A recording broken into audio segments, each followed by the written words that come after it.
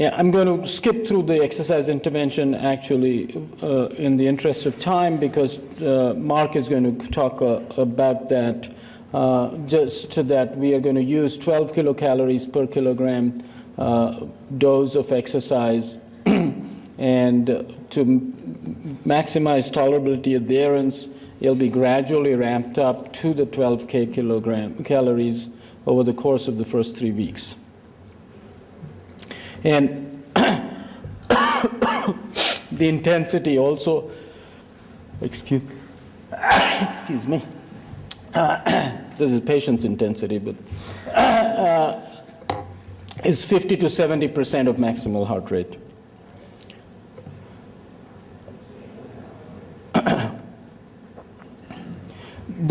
This part was really required a lot of logistics adjustment, and yet we've been insisting on it, and that is after the patient is released from the residential treatment setting, they return to the specified site for one supervised session per week, so that they don't, they're not all up on their own to try to exercise. We are clearly using a fairly robust behavioral adherence program to try to ensure that they are going to exercise to the dose we want them to exercise. And the treatment as usual part is the other sort of complicated task, because we are going to 9 different settings.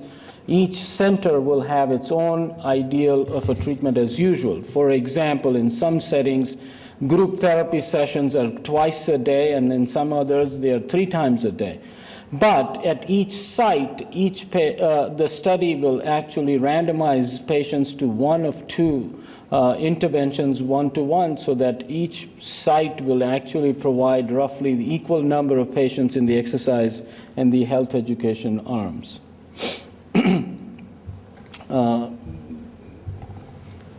The outcome measures are urine drug screen 3 times a week, substance use calendar, craving visual analog scale, withdrawal symptom measure. We're also using extensive psychosocial and quality of life measure.